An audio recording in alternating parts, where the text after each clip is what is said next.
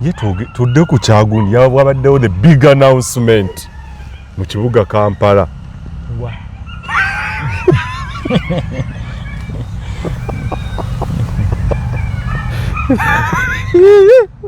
Mulongo big announcement yakoleddwa Sabbiiti gye tukubye amabega. Ekibuga Kampala ekiyuguma Namirembe wano Mathias Mpuuga Lwega Mukaaku okuyuguma zibayita reverberations. Yes. Ezatuuse mu masaŋŋanzira ye problem. Emboozi nayo teyatuuse mu masaŋŋanzira. Waliwo mukadde wange emboozi bbiri zonna nga ku mawulire mbiraba. Ate mbiraba niwo okubeerawo nga bw'obyogedde nti by'obadde oyogerako ne ku TV nabaddeko nga mbiraba live. Naye nga mu masaŋŋanzira. Eno bo tebaategedde. Ekikuba mu masaŋŋanzira otutesitingira ground eri etya gyekiri tekiriiyo. Emboozi naye teyakutte. Ekyo nga waliwo ekyabuzeemu. Bakoze publicity yabadde ennungi.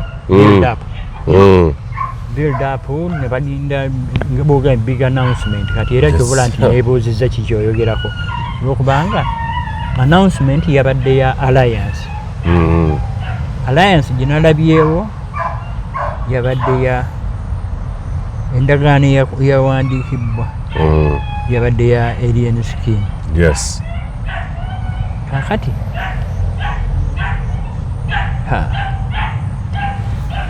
ye sikulabangako ng'onoonya ebigambo. Ndi munaye saagala kwogera bubi naye nze mbadde simumanyi bulungi. Alien Skin. Naye kumumanya mu weeks zino eziyiseewo nzijukira ng'omuntu alina erinnya erifaanana bwe lityo. Nalabako nti oba yali ensambya oba. Yes.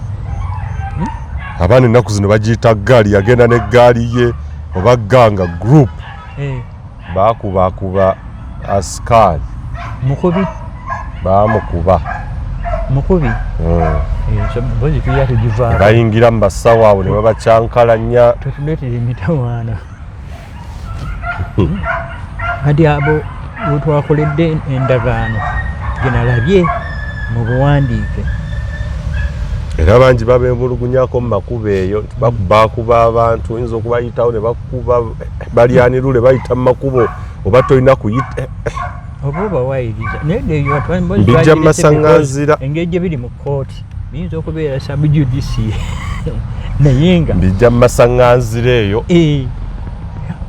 Kakati gyendagaano gye nakoze eki gye nalabye era ye president wa Fangon Unity Platform ayina n'ennyimba Fangon ayina n'ennyimba zaakubayenga nti bo bali bankoola bukoola bikoola bye balya.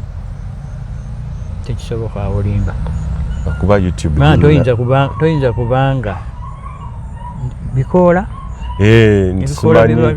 bo balya obukoola balya bukoola mayirungi era ne video zaabwe ezimu bazikola nga bali mu kulya ebikoola ebyo. Olwokubanga nze social media tokyagigoberera. Nedda lwaki ngamba nti olimbye bannange babadde boogera ku mukama waabwe nti alina byafuuwa kibikyusa ku bwongo ate oyinza okuvaayo n'ovumirira nedda sebo awo muzeeyi omukulu oyo yasayininze n'agreement ayina oluyimba ffe tulyankoola mbw ate ffe abaakagundi simanyi mbw abaakakofiira simanyi ate kati atya wankoola mukulu ye balya bukoola bali babikoola naye nga okkiriza nti bazze bavumirira ekintu ekyo gye baavudde nga boogera ate ku mukama waabwe bate bannamwegaana omuyaga nti muyaga ne bagifuula ensonga of which naye gyateegaana ate naffe like it has been public knowledge yetegyegaana naye okugifuula ensonga kiŋŋamba nti ye issue kati ate bakomekkereza kati buli toyinza gifuula nsonga ate gwe nojja n'okola ki kinotta omukago n'omuliwo ebikoola kati olaba kyobula nti mugamba nti facts oyinza okuba nga tewazituusiriza bulungi oyinza okuba nga nga waliwo ekikyamu awo banga wayinza okubeera contradiction etuukaawo mu bantu bonna tulina weyagala okusanyusa abavubuka tulina abayimbi bangi nyinza n'okuboogera amanyi buyinza okuleeta noga nti wakiri omu bayitirivu nnyo nze badde simumanyi naye ebyo ebikola by'oŋŋamba obiyise otya bagayita mayirungi abakulu era obasanga amatama gajjudde bagamba mbu biwa amaanyi biwa vibe nobeera nga ye oli haire oli hayi labye abeebutabika nga bagamba nti namba y'abantu baali bwe twagendera mu covid abantu baaliyo nga namba baali nga 1,000 kati bali mu 1,000 naye mu lwa bintu ebyo abeebutabika eripooti yavuddeyo mu wiiki eyo omukulu yabaleese abateeketeeke mu byobufuzi ayinza kuba nga ali ku rehabilitation social rehabilitation which is a positive agezaako kuyamba abantu abazze ku mwagezaako okuyamba abantu naye was it called for ku lunaku olwa big announcement big launch oleeta omuvubuka ng'oyo eyaliwa oyo gwogambye yani alien skin yagambye nti yabbe akasimu benawulidde yes byabadde ku record naye bwabanga babadde kumusasula bayinza okuba tebamusasudde bwe bibeeranga ebyebivulu nti nkumalayo ng'oli wali eri deposit gye yagenze nayo banga tosobola kugamba eno gye bayita mu Lungereza the naked king syndrome toyinza kuleeta mugenyi mukulu ku mukolo gwe nalabye nga mugenyi omukulu n'omuleeta ate najja n'atandika ebiseera bye twamala wano nga tuwolereza owekitiibwa Mpuuga banne nga bamwogerako ebyakalebule nga bazikutte bubi wajjanga wano ku interview mugezaako muvunaana ffe twakola ki kulaba ng'omuyirawo omubiri ensonga bazikwata bubi banne amaanyi go ge wassaamu kiri ku record nassaamu amaanyi abaana ne batuuka n'okugamba oyinza okubeera nga walya esuuti empya zendimu abaana baga mulongo leero ekitabangawo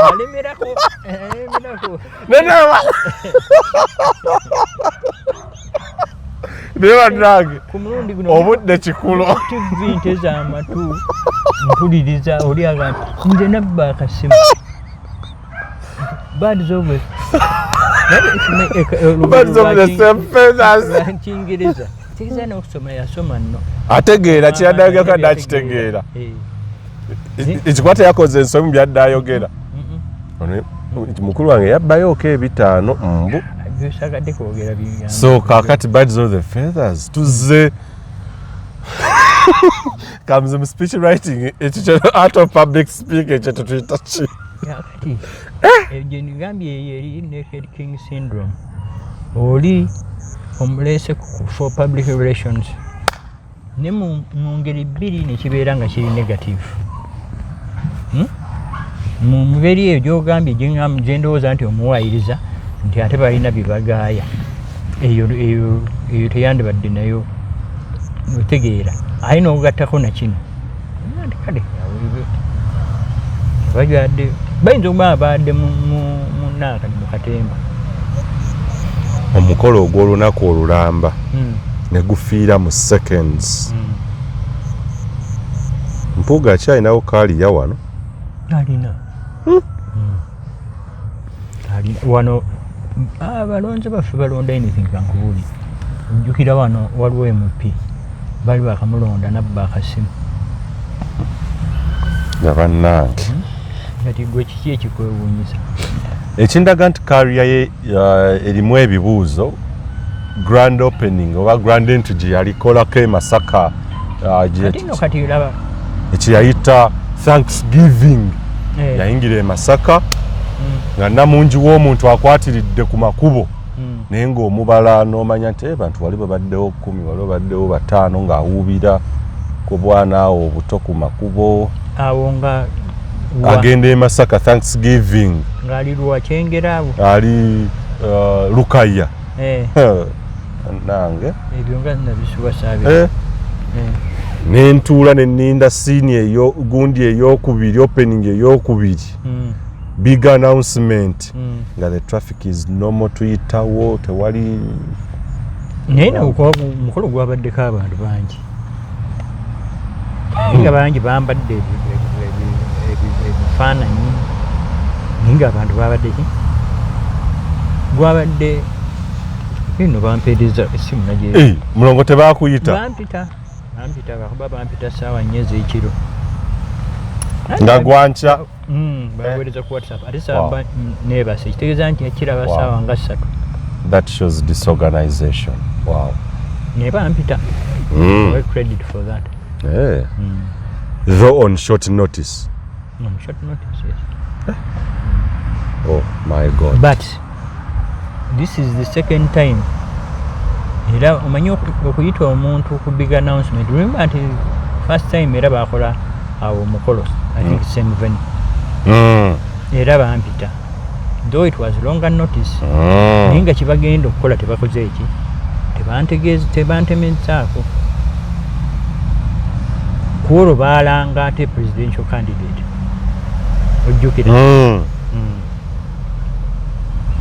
kakati eyo nja kubafootingamu enkola eyo okwagala okukola big announcements n'oyita abantu bajje ku mukolo nga tebamanyi kigenda mu maaso because omuntu abalaba ku mukolo ajja kukola assumption nti muli mwenna ne ku nsonga gy'otategeddeeko ne ku kino tebabadde kkiriya balambulukufu kutegeeza kakati nga bw'ogambye nti it was a big announcement naye kakati mu bintu ekyabaddewo ekyabadde ekinene ekyo ekyabaddewo kyomuvubuka ono okwate nange omunfunamu interpretation nene nga munamawulire ku kaliba ya mulongo wa Salula you can't just drop a letter on WhatsApp respectfully no naye ate obutamanya kigenda mu maaso ya nakyo kibi because kiri very important omuntu ojja oyita omuntu ajje ng'amanyi nti ŋŋenda kulanga kino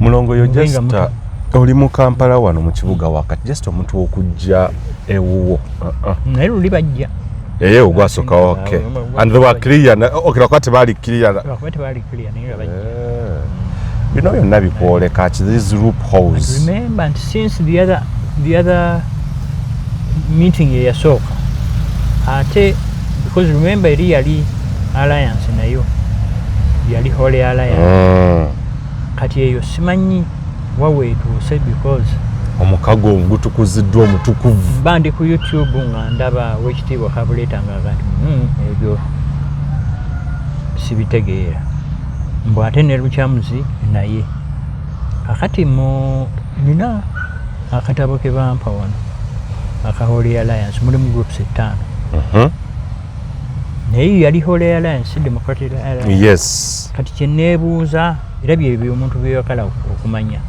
oleme kugenda kutomera nti Holy Alliance yo yalagawa era abaalimu baalagawa because already baali 5 Sipiteri Kendo Chamzi mbu Holy Alliance ya Mike Mabike yali DP block CP need faction ya UPC ne Jema yes 5 ne bali Holy Alliance niliko n'akatabo jakuwako copy because nina butabo bubiri that time was there was a bit of organization. Kati mu Democratic Alliance twalabye physically twalabye Liensky ne tulaba aba DP block. Kati kyenjagala okumanya eno actually ndala bali bo baalagawa because Jema yabaddeko. Ya Kyamundu yabaddeyo wa Jema okubeerawo ngaali mu alliance nga omugenyi bate kyabadde clear. Manyi waliwo kati shoze njaga okukola kati Kyamundu esimu eriri naye Kyamundu nandimbuku yes Kyamundu yabaddewo wa Jema naye can't tell ngani ne mumanya nyawulidde bayogedde ku anti yes naye babaddewo nga observers oba mu alliance yes ekyo sola kyanukula ekyali enskin kyo walabye nga waliwo okusaako emikono ku ndagaano bana abalala nabo banne ne bawitnessinga ekka yendagaano gye nalabye naye bana abalala simanyi naye okukosa olwo alliance yo yaliwo bantangaziza nti ebaddewo for several months nti bagironkinga eyo mu March eyo somewhere yakuba mbadde nze mbadde sigimanyi bakulu abo ne balonkinga bannamawulire ne batuleka emabega abamu baadde bakimanyi namawulire yaŋŋambye nti bagironkinga office za need ziri wano mmanyi wano mu Lubaga ngoberera ebyobufuzi naye waliwo ebimu byeŋŋamba nti ekyo kya eri abadde bambuuza ku mikago egyo nga bagamba era abo abamu masaŋŋanzira emikago tegikola bintu bibiki nebagandi emikago gikola problem era njagala nnyo buli bagamba nti waliwo omukago okola assessment era ojja kumanya nti omukago guno bwe guba either gunaakola oba tegukole oba singa bateekawo omukago ne gutakola era omanya ensonga lwaki gwakola ki guba guganya okukola. Bw'oba oyingira mu mukago mu alliance weetaaga ensonga 3. Ensonga esooka ye kuyingizaayo nti what issue etugatta tugambye twagala kwegatta n'ekiki ekitugatta. Nze nina ensonga ezange naawe ensonga eyange byogigamba otya tunaagenda nayo nti eyo tujja kukkiriza ate eri nti eyo tetukwatagana bulungi kale kasamba nfunyeyo eno ate gwe olina nsonga ki nze ndi mukalamojja baali batulugunya n'amabaati gaffe bakola ki bagabba kati nga mukalamojja nze njagala batusasula amabaati gaffe balekerawo tutulugunya twagala n'enkulaakulana mu kitundu. Nze ndi munnaluweero tebatusasula bajja wano ne balwana wano tebatusasula ekitwasigaza buwangwa ya buwanga na bisuubizo twagala batusasule baleete n'enkulaakulana mu kitundu. Ono ate gwe nze no y'ensonga yange buli ne muteeka ensonga awamu ne mukaanya ku nsonga ezo bwe tutuuka mu buyinza walabye mu Syria bo bwe bagenze mu buyinza tebakoze wano nzijjukira bwetwankani wekitiibwa Sibaana bwe yali meeya munadp ne bayiikira City Hall buli omu nga yeekwata ofiisi ofiisi yange ne balwanira ofiisi nzijjukirawo ekitiibwa Matiya Nsubuga mugamba ne mugandi tobeeranga bali nankani osobola okutuukirira abantu abategeera ku bintu ebyamateeka teweegatta ku bantu abagaa nti town clerk yabba tolina okumugjawo otwale ofiisi ye oli civil servant si gwe omukolaki ni bwona omugjawo ate gw'olina okwegayirira akufunire ka ofiisi era eventually yafunira Matiya Nsubuga ka ofiisi mu nankani yaabwe mu hall mwe batuula awo mukoona awo yamufunira ka office akatono at least n'abanga akizeeki ne banne buli omu alwanira kinga balowooza nti munnaabwe bwawangudde bw'oba tofunye political offices ziri ng'oyitamu nga kansala bino ebirala fa ntegedde Mpuuga kye yakoze tuyinza kiyita tutya kuba mu description yo si mukago. It's not an alliance. Mukago nkugambye nti musookera ku ensonga bwe mumala ensonga nemugatukanya ku nsonga eno n'eri an alliance that will last the test of time.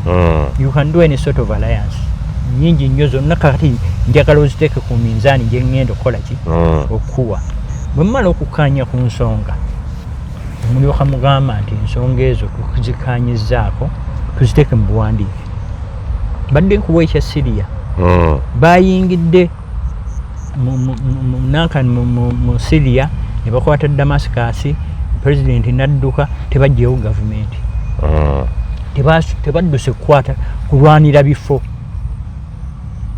bwe muba temulina agreement mudda mu kulwanira bifo naye bwe muba nga muvudde eri nga mumaze okutematema ekintu kyammwe mwakkanya nti kakati gwe ojja kubeera wa defense ono wa internal affairs nze ensonga eyaffe nefaanana bweti ne bweti bwe tuneegatta tujja ziteeka mu nkola kati akavuyo tekabaawo. Yes.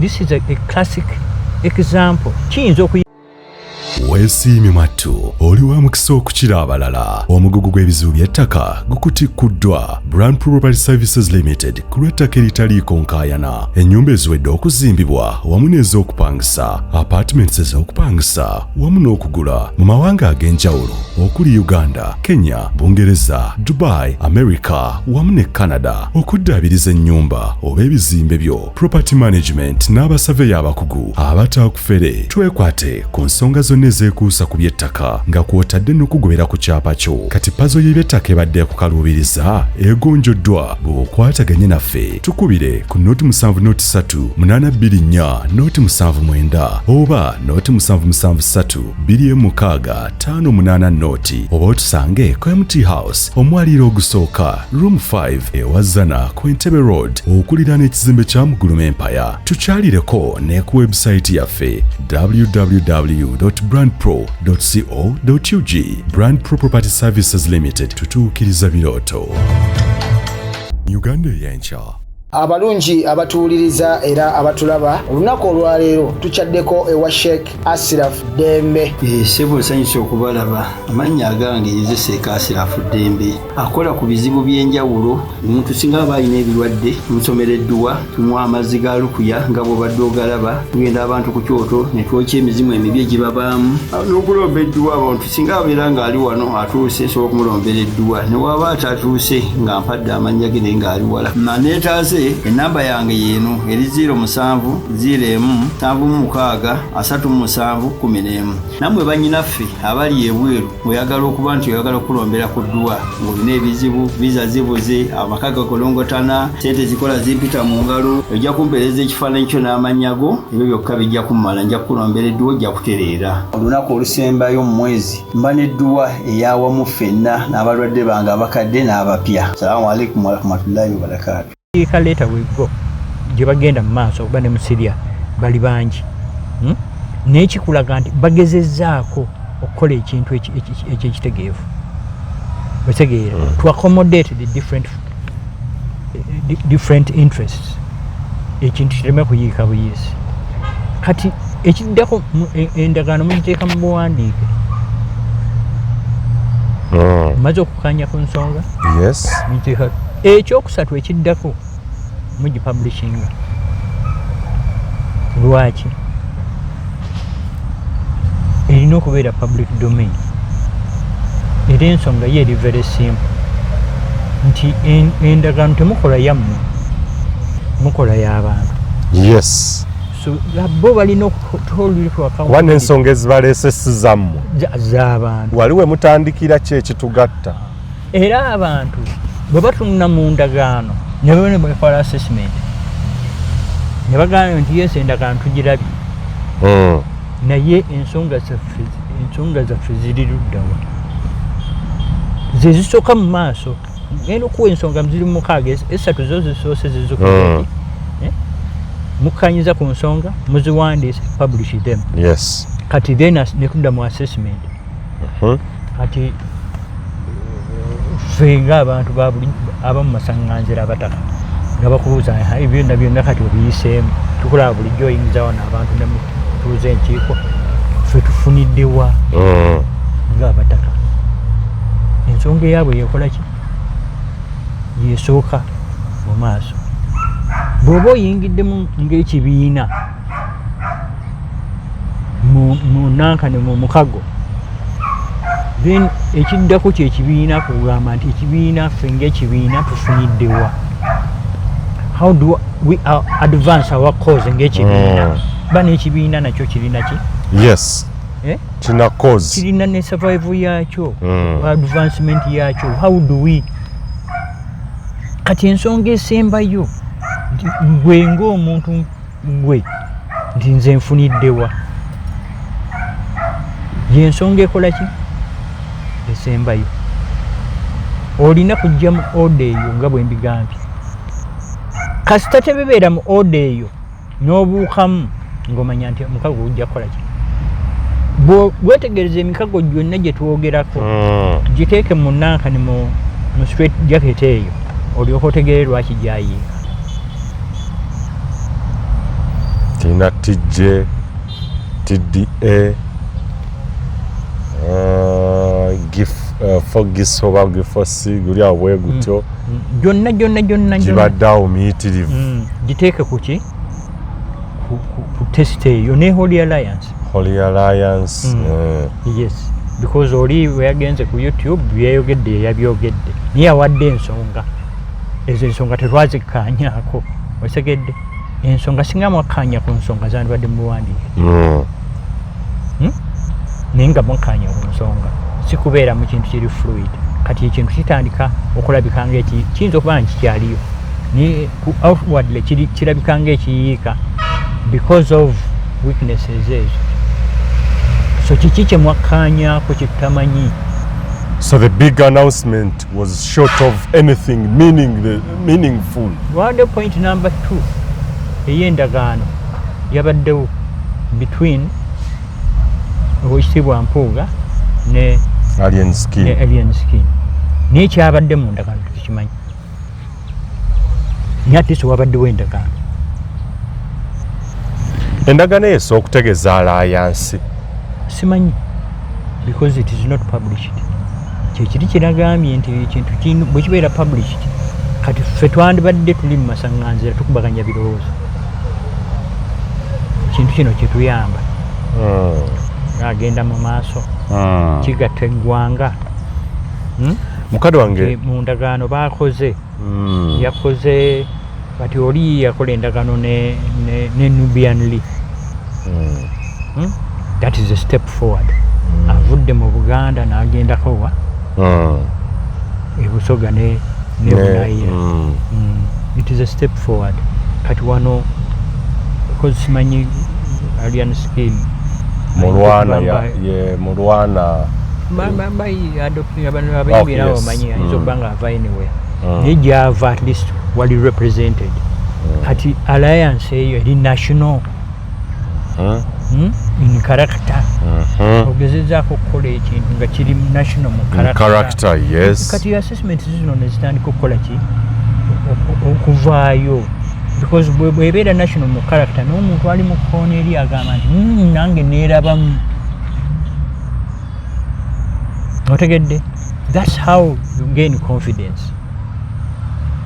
Naye politics waffe ziri bulijjo abantu nga tuli bannankyukakyuka from where to where. N'ekintu kya Mpuuga tokijja mu gata politics gwe tukya sinnakiteekamu nkyakadde ku minzaani. Ekyo yakozesa okidescribing otyo omukolo ogwo.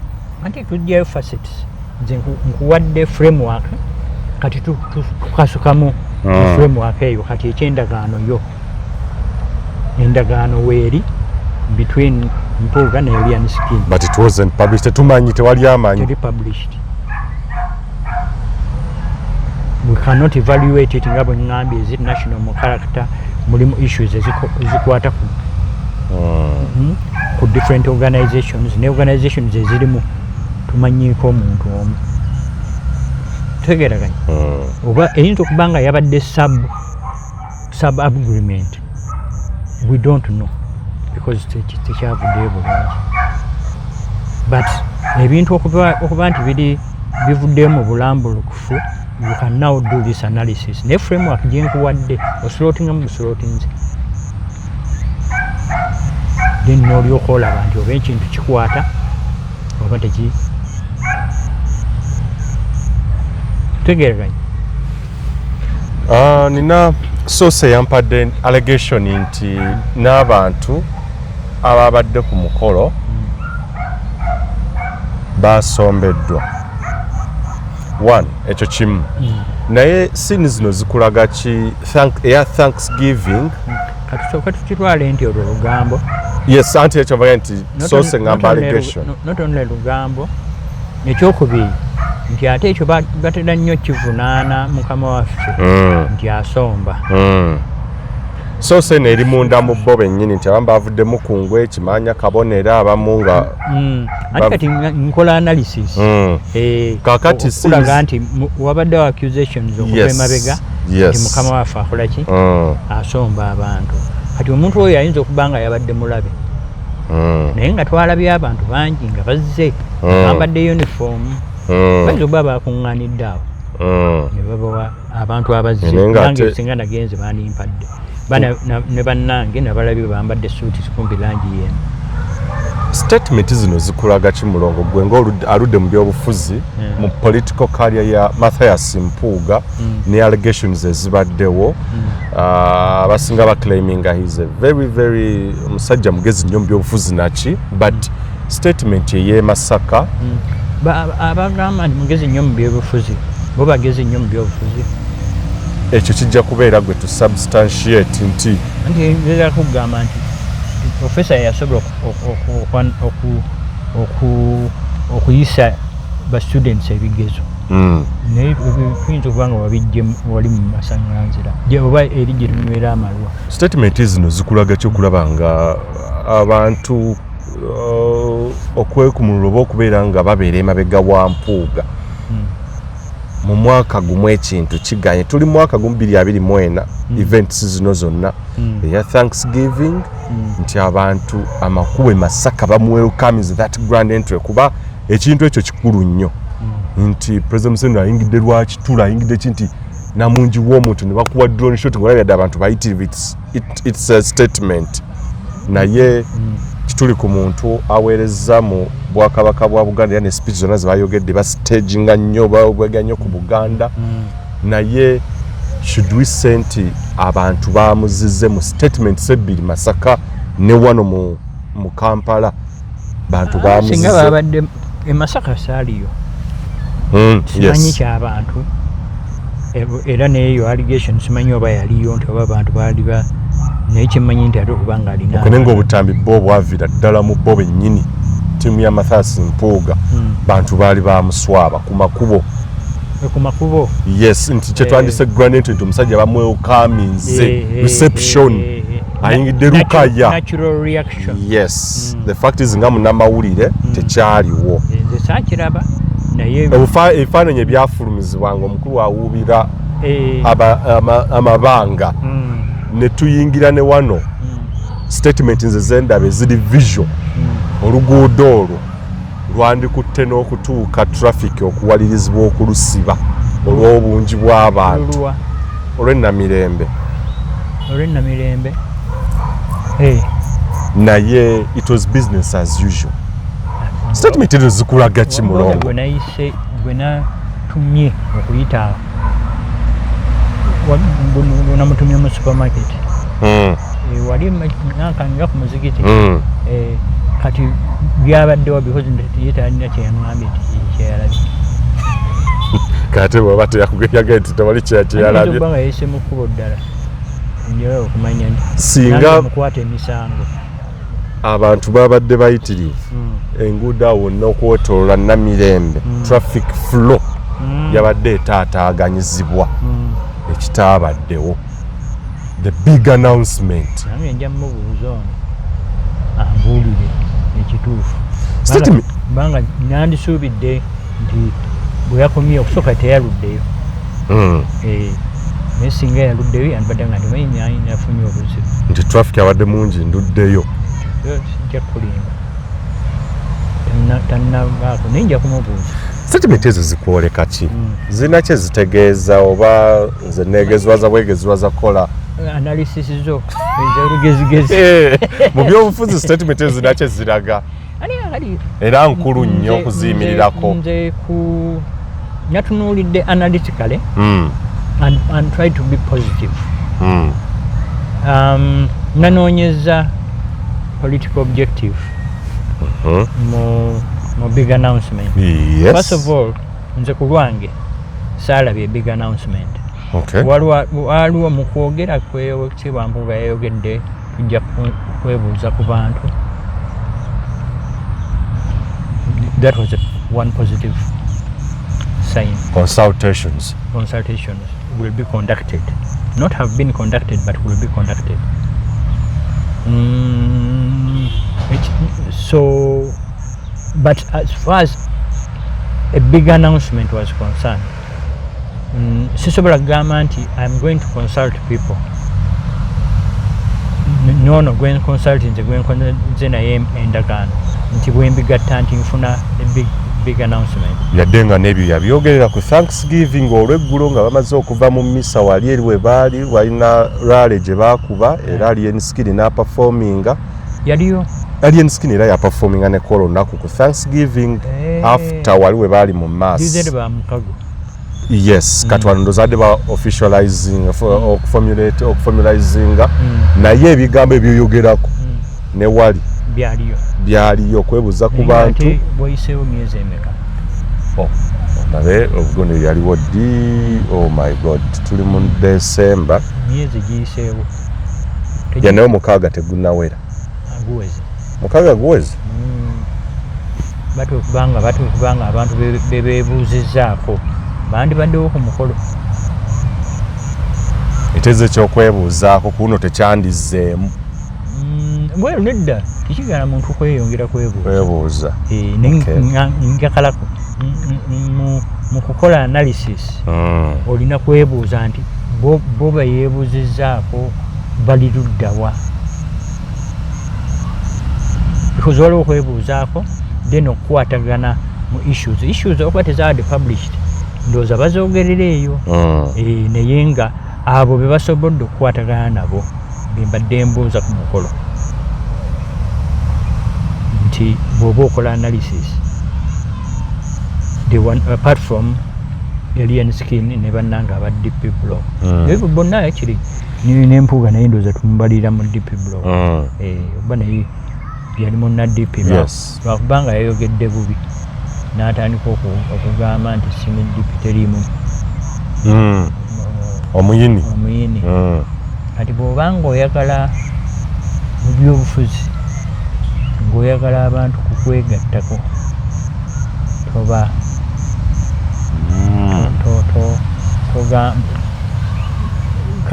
kati DP bwewandiise nga bajjajjaabe era yakyogedde nti yadde nga his makers nopo babeere abazadde naye oli musajja muganda bajjajjaabo si boosinza oyinza okuboogerako obubi bwe bakwefuukira toyinza kufuna ebizibu ku lunaku olusooka oli ku mbaga kuba eno yabadde embaga anti bwati bwobeera ku mbaga ate osooka mu bazadde naye bw'oba ate omugezi osooka kubijja nate byonna osoose kubisendawo mwana mpuuga mwonoonye nnyo tukole in-depth analysis banga onoonya numbers not alienation onoonya ki numbers not alienation mu alliance for the better good, whatever the better good is when kinaabeera defined. Naye tosobola kutandika nga ebijja osoose kubisenda kifo kyokugenda okukola ku muddo osenze bijja kifo kyokugenda mu mbaga nogamba nti ngende nankani nfune blessing y'abazadde nobeeranga minisita omu gwe nawulira bambuuza bya kitaawe naga nti n'atandika otegeera kati blessing oba ogireseewa kati n'abo abaagala okukola ki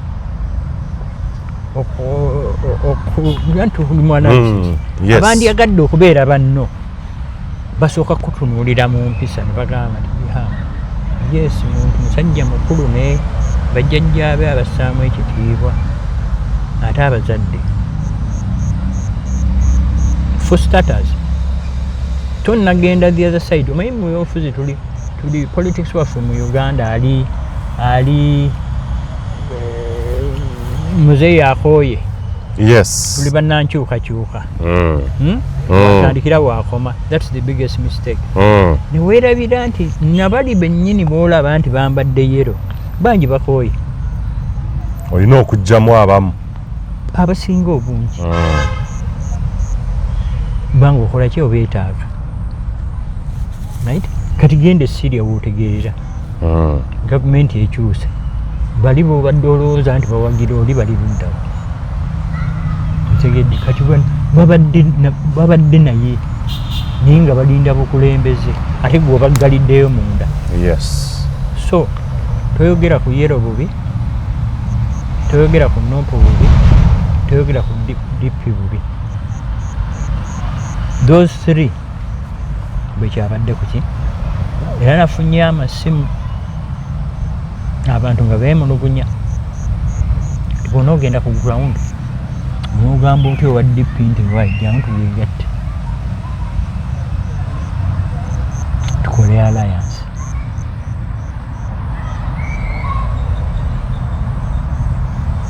so it was dead on arrival bwe baali bava mu dipi tebagende mu nuupu banna dipi abalala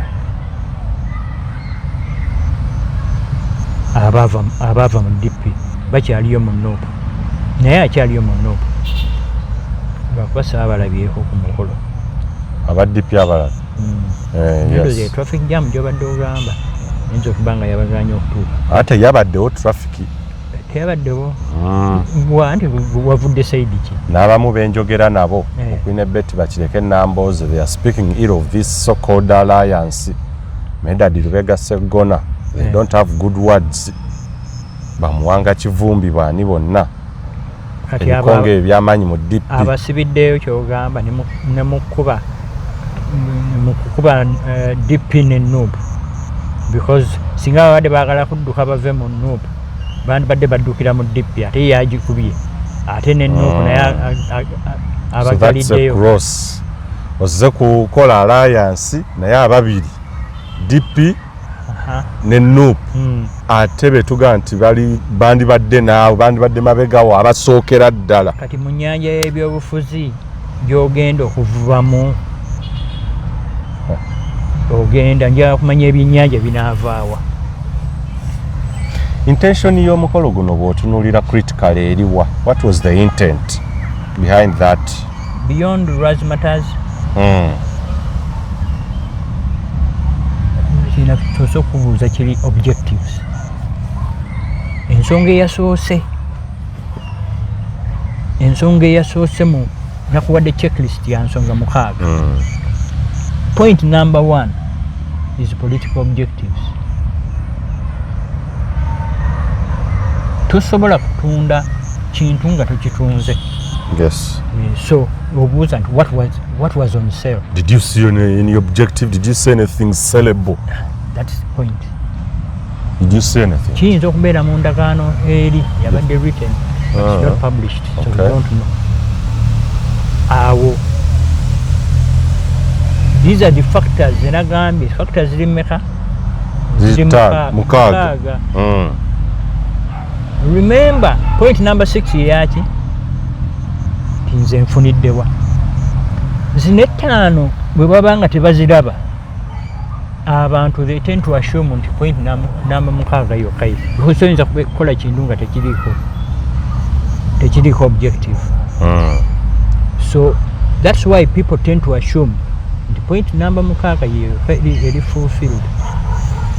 Eri ababijweteka nti Mathias Mpuuga ne banne ne ttiimu ye bakolera mwami Museveni bano bali mu mizannyo gata politics as usual. Tubeerekaawo tuzanye tukole tutya naye nga the paymaster abo boogera bubi. You see, si kirungi gamba nti gundi akolera gundi. Gamba jeyo bwino. Si kirungi gamba nti gundi akolera gundi. Just eyo eba label. Mwe agamba nti Mathias Mpuuga kanku ekyo okulabirako. Yakiikirira speaker. Yes, you see Mwami Museveni ne speaker yakiikirira speaker. Naye yamukiikirira ng'akyali yasooka mukiikirira ng'akyali leader of opposition. N'addamu n'amukiikirira afterwards. Wano kyo juzi wano. Wa commissioner. Yagenda yali side z'ebusonga eyo somewhere waliyo omukolo. Ni kantwala ekyo tekiriiko mutawaana luli ng'akyali leader of opposition. Bw'oba yakola kirungi okugyayo ekintu ensonga. Bw'obeera leader of opposition n'okiikirira speaker obeera mu conflict of interest. Bw'oba oyagala omukwata omusango leeta akasonga ako akatono. Ugambe nti wali yali mu conflict of interest. Ate ensonga n'agiddamu. Okitegedde? Before and after. Yes, there's some consistency. Those two events. Naye okugamba obugambe nti ate gundi nti bamugulirira nti ate akolerera gundi. Ku statement abantu gye boogera ebikolwa bye bikwoleka gwe nga veteran politician. Ebiyinza okuwolekesa abamasangaze bye boogera nti omuntu ono akolera Mwami Museveni. Kitolina bubonero bw'olaba. Nze nkujjidde ensonga emu nogamba yeri conflict of interest. Oli ye nga speaker eri abagamba nti ye paymaster wani wa mukama we era bwe kyatuuka mu babaati teyali ani amukwatako. Nategeera but ezo nazo ŋŋambo naye nga bwino yosobola okugjayo n'omukomyawo notogoyinga beyond notoyingira mu ŋŋambo. Bange tuziwulira eyo gye tunywera amalwa ate sina mu masaŋŋanzira eri gye tunywera amalwa. Abantu boogera eŋŋambo nnyingi nnyo eŋŋambo teziggwayo.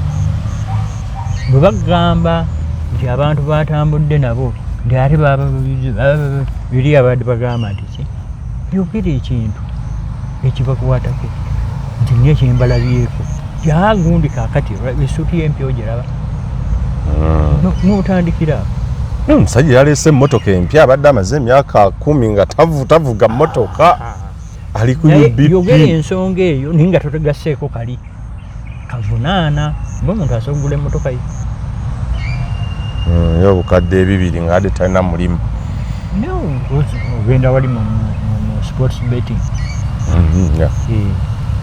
Naye bwemba nga nze nguze emmotoka nga munnange taguze mugamba nti abo bonna baabakoze eki.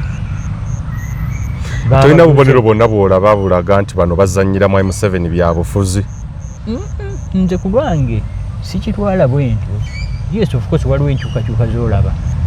Embeera y'omuntu nze kakati bwe naakyusa essimu wano jjo juzi naakani waliwo omuzzukulu yangulidde akasimu. Nesi buno nankani babuyita bati yangulidde Samsung M33 esingako eri gye mbadde naye enfadi yazeena mu time nnungi naye era ng'oŋŋa nti njokuba naguza akasimu akapya. Aliwo yankubye akaama nti waliwo ababadde ne flip zigira ziti $67,000. $67,000. Naye nze ngamba nti buli kintu olina kipima. Omu bw'abanga akalina sowat alina muzzukulu we babadde basatu ate bonna balina essimu ekika kyekimu ate babasongamu olunwe nti bagundi mmwe. Kati ezo baziyita statistics. abakola statistical analysis bagiyita statistical correlation tumita data journalism nene data daga negwe wali nesimu gye basijobadde naye emyaka good obuuka otya nodda kusiba emiliyoni omusanvu nebyo kisoboka oyinza n'okuzimba n'okugula ennaaka naye nga betting sports betting but at least mufo kyokugamba nti gundi bamugulirira wakirigamba nti yaguze engatta empya ebikola bino tebikulaga nti omukulu ono abantu biboga ebyandi bebituufu okoza alliance nayo byobadde weebuuza otandise kuba dipi ovuddeyo nupo gyogerera bubi mu speech yo yonna n'otwala eddakiika over 10 15 abaana ennaku zo beebuuza naye okolera ani oba onoonya political objectives nze nakugambye nti bwe nkola overall summary nti olukuŋŋaana luyinza okuba nga lwakoze moto to balkanize okutematema abo abayita ab'enkyukakyuka nze bulijjo mbagamba nti saagala kumpita wa nkyukakyuka kuba tekirina makulu ne abo abeeyita ab'enkyukakyuka nti ate nze ndaba ng'ekyayongedde okukola ki okweyoleka okutematemamu of course era kikolera mu M7 si bwe guli their divisions mu factions muzino M7 okufuna advantage oluusi waliwo ekintu kyokola nga kikuyamba naye naafunamu gusi musango munene nnyo naye nga naye of course okutematema kiina engeri kimuyamba. Was it politically right mu timing retired Dr. Kanokiza Besigye ali mu nkomyo of allegations of kulya mu nsi yo olukwe Mpuuga ne retired Dr. Kanokiza Besigye tuddayo mu 2011 walk to work ono bwe tuba kwene emboozi Dr. Kizza Besigye ne Mathias Mpuuga after a few days you bring an alliance. Is Mpuuga politically strategic and mature enough? After a few days after what? Okwatibwa kwa Dr. Kizza Besigye ali mu general court martial. Yes. Ante akati golviddeyo munywanyi wo lese ki alliance kati. Ekiri tactical. Because you remember nti mu PR you're competing for public space. Yeah. Bwabeerawo event ennene namawulire mutera nnyo okuwa example mbadde ŋŋenda bantumye ku nankani eryeggulire eggaali yatomedde nankani kakapa. There is hard news and soft news. Yeah. mu kkubo n'osanga ennyonyi ng'ekoze eki ng'egudde ku kizimbe. Kakati yes kati ennyonyi bw'ebanga egudde ku kizimbe tuleeta amawulire gaki agakapa galeke gavenako waakiri osooka n'ogiziika n'ogiziikuula leeta atagonedda ssebo professional tekiriiyo ati wali ospendinga resources nedda ssebo journalistically nedda niyo spendinga resources nga osevinga emboozi yombo wali spending the resources ogenda coveringa event right wandibadde nga event eyo okola ki osooka n'ogidefaringa because of that's just tactical. Nosoka n'ogiziika tunakuddira soke tubale kino ketujjawo hard news eno. Yes. Those are small tactical issues but can have a significance. Remember nti kizibu nnyo of planning ekintu long term and I don't know how long term this was because bwe ndowooza ku plan y'ekintu kino ne resources ezigenzeemu nsooka kutunula ku the previous nankani eri eya Holy Alliance eyaliwo ne time span ebaddewo then neŋŋamba nti yes but between mu kiseera ekyo era mwe mbadde bino ebya Besigye kati bw'obanga waliwo nkinze kino already nga kiri munankani ofulumiza sente zo wadde ba publicist come what may kakiyinza okubeera ekizibu okudda emabega. Mulongo, would you do it? I would try to avoid it. but sometimes nga bwe ngambye bw'obanga wawodalinze because nze kyali kibaddeho wano tugenza okutuuza olukiiko wano olw'aba politicians ne bakansilinga last minute naye nga nawodalinze sumbuusa ebyokunywa byo service provider togenda mu kali nali wano twali abantu babiri nga waliwo ku sumbuusa zi 30. Ekkumi teririiwo ng'ekkumi tebazze abantu bo namba yo teyakola ki teyataninga waliwo some agent kati nga tulina biggest decision gye twakola ku lunaku olwo yali tekwatagana na politics, yali kwatagana na sumbuusa tebadde nninda kyokka nti mwategedde tugenda zirya kifo. The big announcement. Chairman nayimirira mu meeting. Nasobola banyo mwategedde. Tufadde tusuya abantu 30 naye tuliwo babiri. The big announcement is Sumbuusa bagenda kulya 15. Ne mulongo. Ekirungi kinjogera kintu kiri real live event nkijjukira because ono yatwala bakayita Tiffany kano koteekamu yagenda nako ne bamanja bano ab'oku gate Tiffany kafe kaliruda nga sijjukira gye kagenda ozi katwala ki sumbuusa so omanyi gwasabye in-depth analysis kati mpuga kiki yadde tasobola kulindako ekyo no nga tekyebeeka because already you have decided okuleeta omukolo letalian skill ng'amazima ne as a political objective muginoonya temugira kenyini oli muginoonya togiramu onoonya statement gye yakoze eri awo gyoga nti this was yabadde ya mobile phone the biggest statement of the day va ku nankani ya bed bwanika neki nyabina byadayimba ebyebisyaga the biggest statement of the day yabadde ya mobile phone yabadde tesatesezza omukolo atakumira mpera baba statement yabadde y'omukolo asimanyi oba yadde intention but that was nze nabadde taken aback nenewuunya nenjagala okujjako TV nenjizaako kati negwe manye ensonyi ze nabaddeko nga ndaba ebintu ali musikini yakuta omuziro neŋŋamba Mukama Katonda wange mwana naye bwe babanga babadde bamusasudde sente bazimugjeeko simanyi nti oba yatuuse ku gate banga tekisobola naye sibanze walayo ozisesemaani ozisesema ku manpower gye nabadde naye awo ozisesema nkoze omukolo gwange kuva ku neetegese n'okubeera disappointed eyadefendinga ono nemunjogerera ebigambo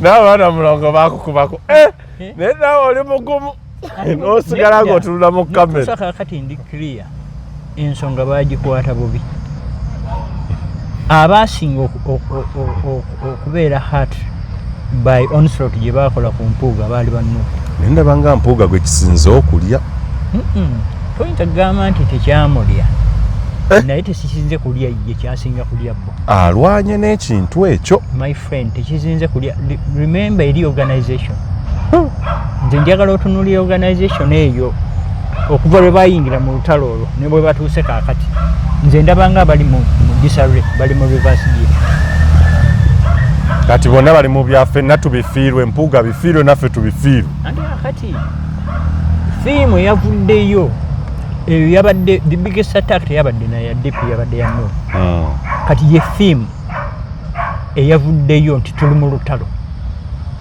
era n'abantu bwe bagamba nti mujje mwegatte bo ekifaananyi kye baafunye nti mujje twegatte ku lutalo so abataagala Nuupu bayinza ye theme eyavuddeyo badde bayita abantu mujje mu lutalo ku destroy nga kiri yes counter attack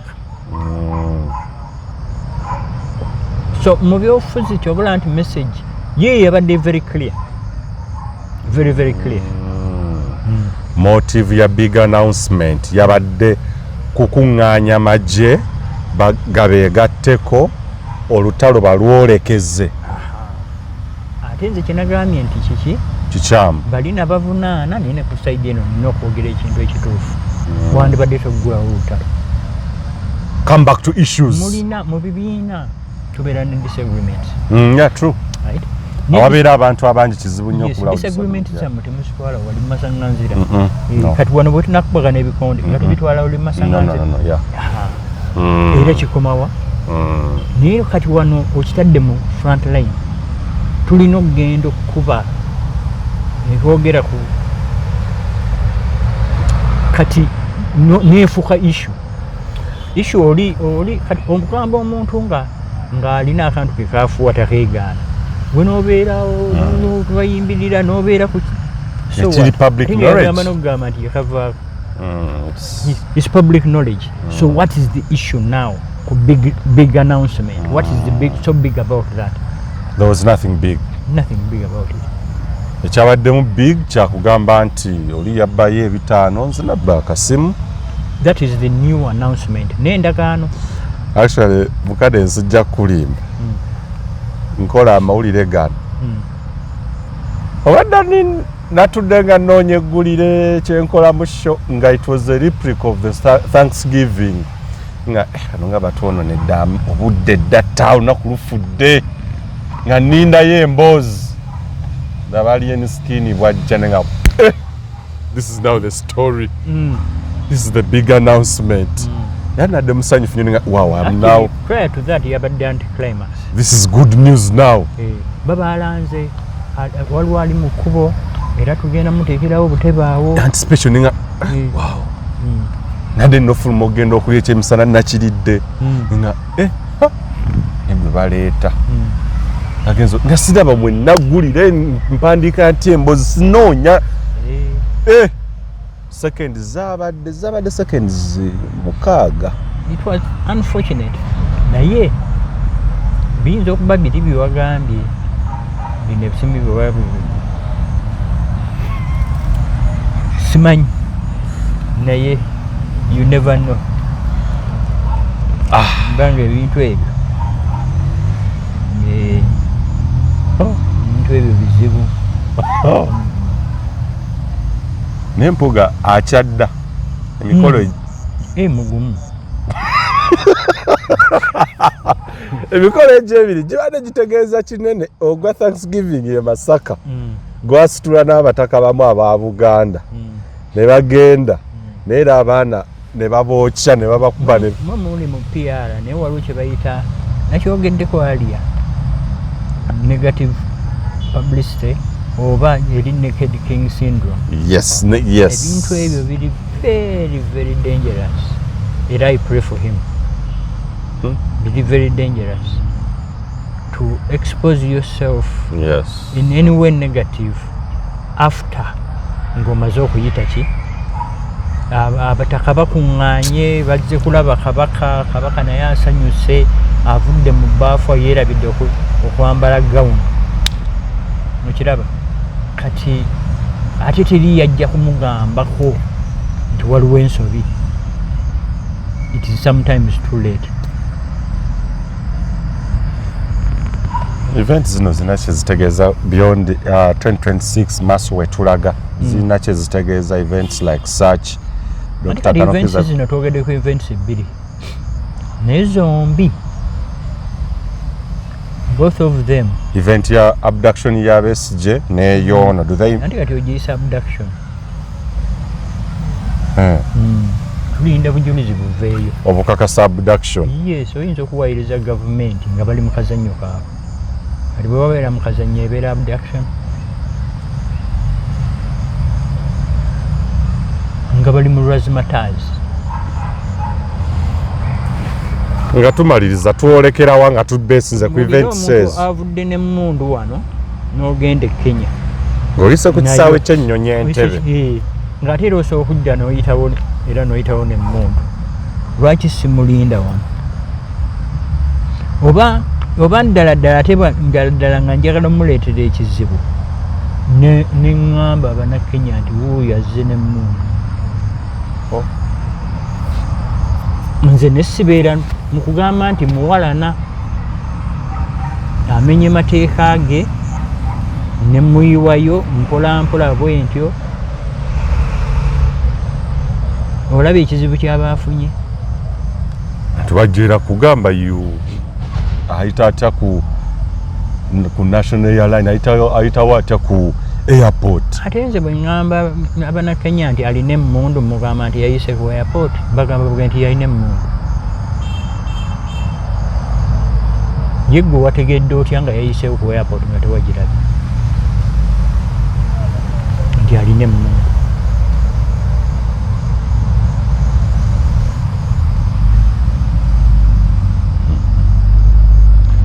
abakulu atakuumira mpeera batukume tunaatandikira awo emboozi zo masaŋŋanzira olwaleero zibaddemu okulowooza kungi zibaddemu analysis in-depth analysis y'amaanyi bw'abeera mwogerezi wa firimu kano kabaddemu olukolosofa lungi kaddemu okulowooza ennyo amaizo ganti nokabaddemu olusaifayo olutonotono naye kale tunakwataganirawo ku mboozi z'amasaŋŋanzira endala wanabaawo naye kuno kinaze nti abamasaŋŋanzira kyeka bamayininga nnyo bizinensi yaabwe omwaka ogujja katusuubire nti banayogera okumayininga their business. Uganda ey'enkya